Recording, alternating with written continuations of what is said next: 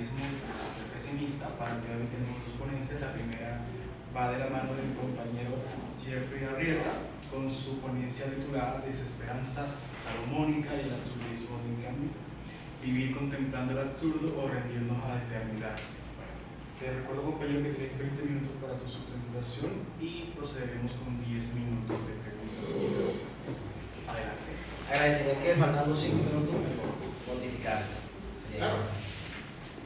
Desesperanza salomónica y el absurdismo de Albert Camus.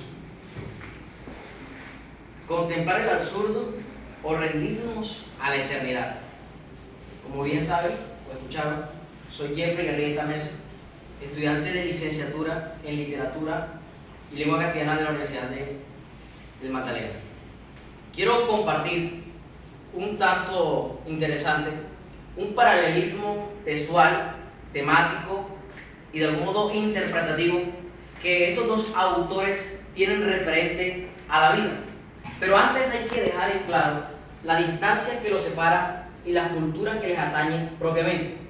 Si contemplamos a Salomón, es un hombre hebreo que es rey y que le lleva muchos, pero muchos años de ventaja a Camus. Camus es un hombre moderno, es europeo y pertenece a otro pensamiento. Sin embargo, se puede unir esas distancias en la idea que tienen referente a la vida. Camus plantea en el libro del mito de Sísifo que solamente hay un problema realmente serio en la filosofía, y es determinar si la vida vale la pena de ser vivida o no.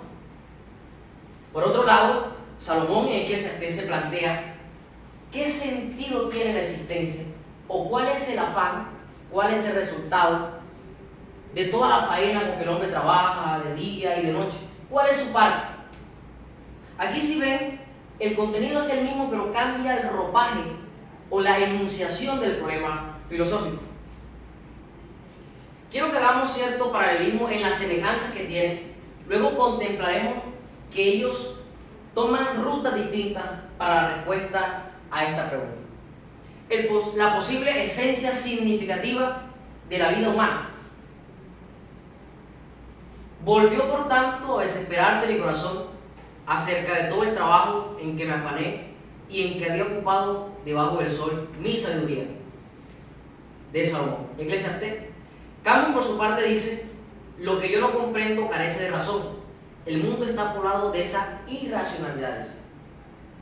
Cuando Salomón contempla desde su palacio toda la faena y las costumbres humanas y los agasajos, las francachelas, todo ese asunto, él sencillamente llega a la conclusión de que parece que la vida carece de sentido y comienza a desesperarse. Albert Camus no ve como una desesperanza, sino que lo ve como un absurdo. No ve que la vida responde a alguna ley o a alguna regla, sino que sencillamente es absurda, carece de sentido totalmente. Hasta ese punto ambos concuerdan. Uno, por un lado, está desesperado y el otro ve el mundo absurdo, no contempla, no se halla dentro de lo que ocurre en la sociedad. Irracionalidad o sinsentido de la vida. Aún conservan en el mito de Sísifo, son los dioses los que han determinado que el trabajo del hombre sea estéril. Han condenado a Sísifo a que empuje la piedra en una peña una y otra vez. Una vez en la cúspide, la piedra vuelve a caer, Sísifo otra vez empuja la piedra. Pero es ahí donde Camus pregunta, o más bien dice, que el absurdo de Sísifo recae precisamente porque él es consciente de ese sinsentido. Y uno de los pensamientos claves del absurdismo es que el hombre que visualiza o es consciente de esa naturaleza de la vida ya no es el mismo, ya no pertenece a la sociedad, ya no pertenece a su tiempo, porque le hastia y lo deja frente a una opción, el suicidio. Porque si la vida carece de sentido, entonces el hombre desesperado en la sociedad, al darse cuenta, lanza aquel salto que lo inmortaliza en una especie de Dios. Claro, Friedrich Nietzsche no estaría de acuerdo con eso. Él preferiría una noción del superhombre. Pero en Camus no. Camus quiere saber si en realidad el suicidio tiene algún sentido. Y tiene sentido el suicidio en tanto que la vida no lo tenga. Pero si la vida tiene sentido, entonces el suicidio no tiene sentido. Allí sigue Salomón diciendo que quien dispuso de esa desesperanza o trabajo infértil del hombre también fue un Dios. Entonces hasta allí la semejanza es lo mismo. Hay un Dios por allá que juega con los dados con el hombre y otro Dios por acá que juega con los dados con el hombre. Pero Salomón lo ve de otro modo. Él contempla el absurdo al ver que habían hombres muy santos que habían muerto y una vez muertos los dejan en el olvido, pero que otros, tal vez muy maltrechos o pecadores, como diría él, eran enterrados con una gran honra. También vio que los que impartían justicia eran los más injustos. También vio que un hombre pobre y lleno de sabiduría valía mucho más que un ejército empoderado. Y comienza esa sinsabor de Salomón, tanto así que llega a decir que alaba a aquellos que no nacieron, a los que ni siquiera contemplaron el mundo de los mortales. Y ahí se va desesperando, no pudiendo encontrar algún anclaje, algo que lo detuviese la vida, y comienza a desesperarse. Leer el libro de Salomón, de Eclesiastés, es leer un libro totalmente de alguien agobiado, alguien frustrado, alguien con la necesidad de encontrar una especie de calmante. Albert Camus también lo muestra en sus obras. Necesita algo que lo ate de algún modo a su vida. Sin embargo, para dar respuesta y en el método que utiliza, ya hay una diferencia sorprendente. Pero antes de llegar ahí, quiero que nos centremos en la angustia de la muerte. Si bien es cierto, la cristiandad contempla que hay una vida luego que el hombre muere y todo eso, Salomón se plantea diciendo: ¿qué pasa si no es así? ¿Qué pasa si es una ilusión? Si no hay ningún serafín, ningún obelisco, si no hay nada que me reciba. ¿Qué sentido entonces tuvo la existencia? ¿De qué me sirvió construir grandes palacios? ¿De qué me sirvió afanarme en conocer toda la ciencia? ¿De qué me sirvió la riqueza? ¿De qué me sirvió tantos años de vida? Tanto así que plantea: si un hombre vive 2 veces 1000 años y no la disfrutó, ¿de qué le sirve? Camus también contempla la muerte, pero Camus la contempla desde otra perspectiva. Camus quiere saber si en realidad la muerte es la libertad del hombre diciendo: no hay Dios, y como no hay Dios, yo puedo hacer lo que quiera y me suicido. Contempla en el mito de Sísifo, uno de los personajes de un gran novelista ruso, de los hermanos Karamazov, diciendo que el suicidio que ese personaje realiza es un suicidio pedagógico, donde le decían: miren, no hay nada después de la muerte y por lo tanto me suicido. Pero no para que copien mi ejemplo, sino para que vivan como unos reyes, para que entiendan que luego de la muerte no hay vida, no hay nada. Luego, en el trasegar de esas preguntas, cuando ya Albert plantea lo que es el hombre absurdo, dice que el hombre absurdo es consciente de eso, pero que no se suicida. Desprecia el suicidio, porque el suicidio no está ligado al hombre absurdo, porque sabe que luego de la muerte su vida termina. Algo así diría Salomón como: más vale perro vivo que león muerto. Esa frase lleva todo el pensamiento que él desglosa en el libro. Más vale la vida, porque de la muerte no sabemos nada.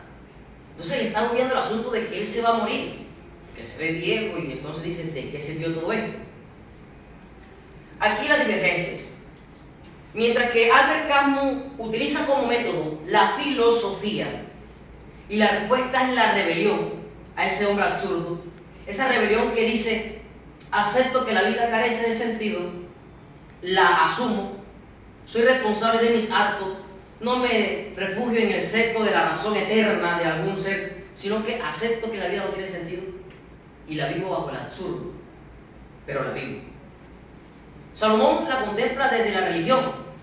En su última parte del libro, él señala que Dios es el todo del hombre. Allí hay que notar algo. El hombre absurdo no contempla que haya un Dios.